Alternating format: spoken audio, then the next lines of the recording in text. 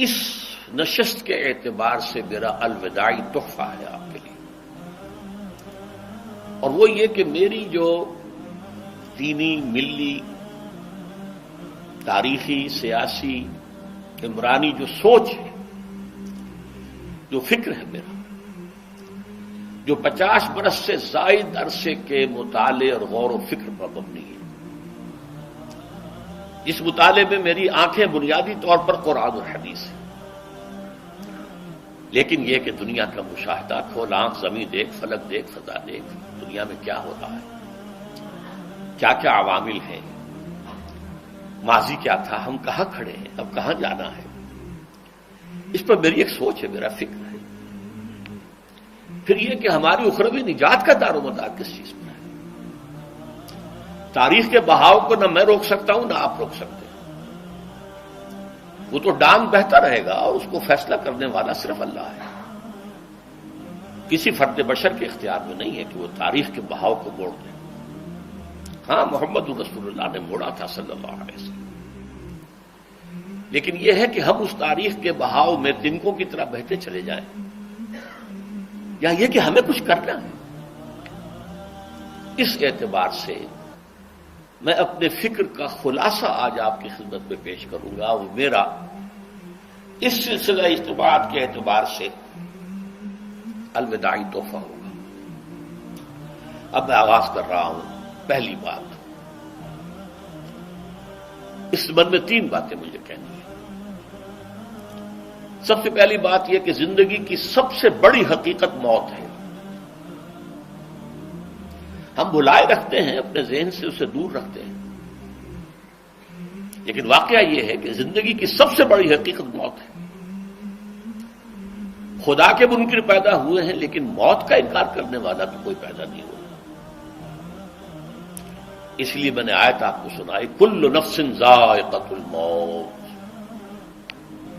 ہر سی نفس کو موت کا مزہ چکھنا ہے، ہر جاندار کو موت کا مزہ چکھنا ہے۔ ثم الینا ترجعون، پھر ہماری طرف لوٹا دیے جاؤ۔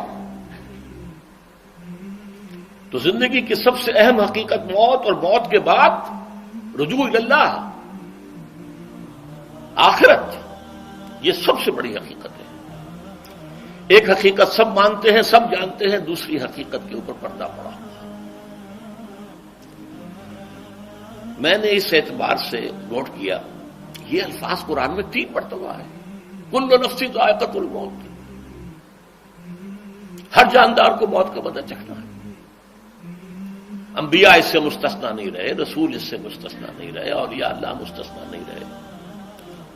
وقتی طور پر استثناء حضرت عیسیٰ کا ہے کہ ابھی وہ زندہ ہے، لیکن عیسیٰ یاتی علیہ الموت، حضور نے فرمایا عیسیٰ پر بھی موت آئے گی، جب دوبارہ آئیں گے، زمین پر اتریں گے، پھر اس کے بعد ان پر موت وارد ہوگی، ان کی نماز جنازہ پڑھی جائے گی، انہیں دفن کیا جائے گا حضور کے پہلو میں، شادی بھی کریں گے، اولاد بھی ہوگی۔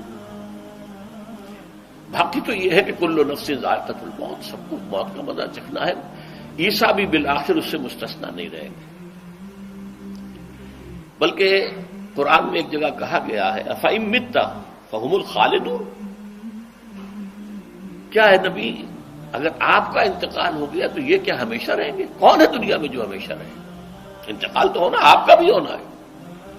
إِنَّكَ مَيِّتٌ وَإِنَّهُمْ لَمَيِّتُونَ، یہ تو مختصر ترین الفاظ تھے۔ اس سے آگے بڑھیے، سورہ انبیاء میں فرمایا کل نفس ذائقۃ الموت وَنَبْلُوكُمْ بِالشَّرِّ وَالْخَيْرِ فِتْنَةً وَإِلَيْنَا تُرْجَعُونَ، ہر جاندار کو موت کا مزہ چکھنا ہے، اور اس سے پہلے پہلے ہم تمہیں آزماتے رہیں گے، خیر کے ذریعے بھی، بھلائی دے کر، صحت دے کر، دولت دے کر، اولاد دے کر، شہرت دے کر، اور برائی کے ذریعے سے بھی، تنگ دستی دے کر، بے عزتی دے کر، اہانت دے کر، ذلت دے کر، وَإِلَيْنَا تُرْجَعُونَ، اور پھر ہماری طرف لوٹائے جاؤ گے۔ یہ وہ دوسری حقیقت جو میں نے کہا کہ جس پر پردہ پڑا ہوا ہے، بہت بڑا پردہ ہے۔ لوگ یہی سمجھتے ہیں کہ یہی دنیا کی زندگی ہے۔ قرآن کہتا ہے إِنَّ الدَّارَ الْآخِرَةَ لَهِيَ الْحَيَوَانُ لَوْ كَانُوا يَعْلَمُونَ، یہ تو آخرت والی زندگی ہے جو اصل زندگی ہے، کاش کہ انہیں معلوم ہوتا۔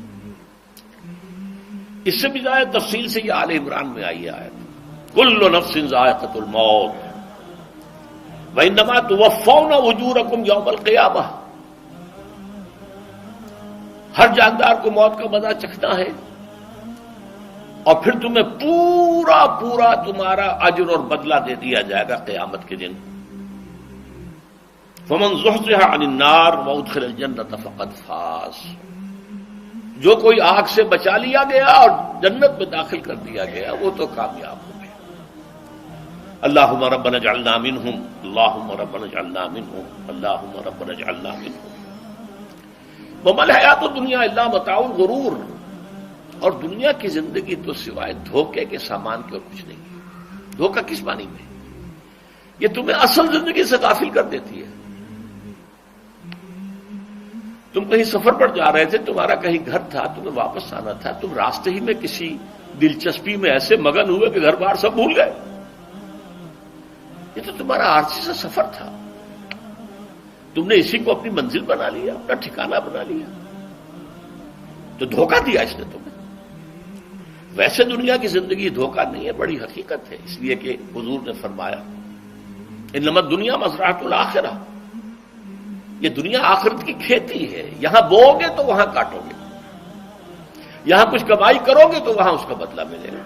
اس اعتبار سے دنیا بہت بڑی حقیقت ہے، ایک ایک لمحہ بہت بڑی قیمتی شے ہے، لیکن اگر یہ دنیا تمہیں آخرت سے غافل کر دے تو اس سے بڑا دھوکے باز اور کوئی نہیں۔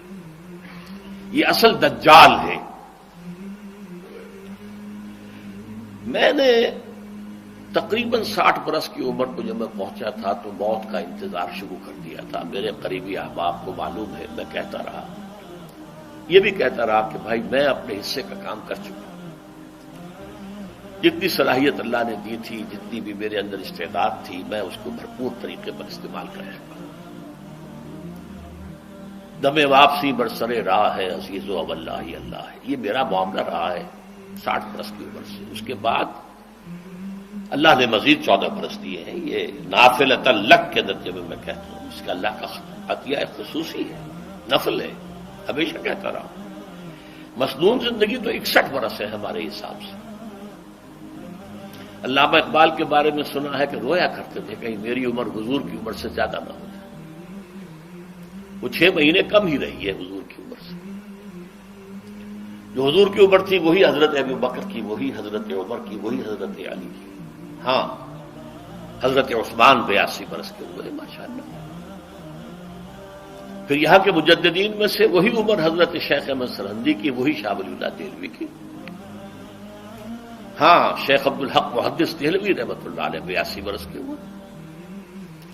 لیکن یہ میں کہا کرتا تھا مسنون عمر تو 61 برس ہے، جسے ہم 63 کہتے ہیں، وہ اصل میں ہمارے حساب سے 61 بنتا ہے۔ وہ 63 قمری ہیں، جو 9 دن کم ہے، قمری سال جو ہے وہ شمسی سال سے۔ بہرحال میں اس وقت سے منتظر تھا، لیکن جو بھی وقت اللہ نے دیا ہے اللہ کا شکر ہے، وہ مفید کاموں میں لگا ہے۔ ان میں خاص طور پر میں سمجھتا ہوں کہ اللہ کا مجھ پر سب سے بڑا احسان، اور مجھے پر نہیں، بہت بڑے پیمانے پر لوگوں پر جو احسان ہوا ہے، وہ میرا 1998 کا دورہ ترجمہ قرآن ہے جو کراچی میں ہوا تھا۔ 1998 کے مارچ میں میرا بڑا آپریشن ہوا، دونوں گھٹنے تبدیل کیے گئے، لیکن 98 کے آخر میں، حالانکہ میں چل نہیں سکتا تھا، کراچی میں مسجد جو ہے اونچی ہے، دوسری منزل پر ہے، تو خاص ریمپ بنایا گیا جس کے ذریعے میں ویل چیئر پر مجھے لے جایا جاتا تھا۔ میں نے درس دیا۔ اس درس کی گزشتہ چند سالوں سے پوری دنیا میں جو گونج ہوئی ہے اللہ کے فضل و کرم سے، اللہ کوئی حکمت خداوندی اس کے ساتھ وابستہ ہے۔ اس میں میرے کسی کام کو دخل نہیں ہے، میری کسی کوشش کو دخل نہیں ہے۔ میں نے تو جو درس میں دیتا آ رہا تھا سن 85 سے دورہ ترجمہ قرآن، البتہ یہ بات ضرور ہے کہ میں نے محسوس کیا تھا کہ سن 98 کے اس درس میں دورہ ترجمہ قرآن کے مجھے خصوصی انشراح حاصل تھا۔ میری ساری گفتگو کا حاصل کیا ہے؟ دیکھیے، نظریاتی تحریکوں کا تعلق اشخاص سے نہیں ہوتا، ٹھیک ہے، کوئی اس کا داعی ہوتا ہے، کوئی اس کا مؤسس ہو جاتا ہے، کوئی اس کا آغاز کرنے والا ہوتا ہے، لیکن نظریاتی تحریک افراد سے وابستہ نہیں ہوتی۔ افراد آتے چلے جاتے ہیں اپنا اپنا حصے کا کام کر کے، جس کو جتنا مقدر ہے، جس کی جتنی اللہ تعالیٰ کی طرف سے توفیق ہے، وہ اپنا کام کرے گا، چلا جائے گا۔ یہ چمن یوں ہی رہے گا اور ہزاروں جانور اپنی اپنی بولیاں سے بول کر اڑ جائیں گے۔ مبارک ہیں وہ لوگ جنہیں قرآن کی بولی بولنا نصیب ہو جائے۔ وَإِنْ يَحْسَبُ أَنِّي مِنْهُمْ، مجھے گمان ہے، اللہ کا فضل ہے کہ میں ان میں سے ہوں، میں نے قرآن کی بولی بولی ہے، اور قرآن مجید کو جیسا کہ وہ ہے، ایز اٹ از، اپنے کو مذمومہ خیالات، اپنے کوئی ذہن سے زائدہ نظریات کو میں نے اس میں دخل نہیں دیا، جسے انگریزی میں آپ آبجیکٹولی کہتے ہیں، خالص معروضی طور پر قرآن کو پڑھا، قرآن کو قرآن سے سمجھائے، یا پھر سیرت رسول سے سمجھائے۔ میں لفظ سنت کی بجائے سیرت استعمال کر رہا ہوں۔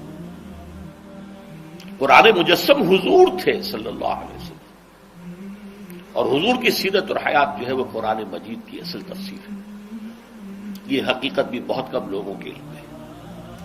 وہ احادیث کا نام تو لیتے ہیں، احادیث بھی ہیں، سیرت بھی تو احادیث ہی سے ہمیں ملتی ہے، لیکن میں خاص طور پر سنت یا حدیث کی بجائے سیرت کا لفظ استعمال کروں۔ قرآن کی دو سورسز ہیں، قرآن خود اور سیرت رسول صلی اللہ علیہ وسلم۔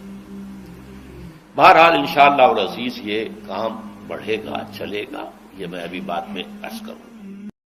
دین کی بات پھیلانا صدقہ جاریہ ہے، ثواب کی نیت سے ویڈیو کو شیئر ضرور کیجیے۔ جزاک اللہ۔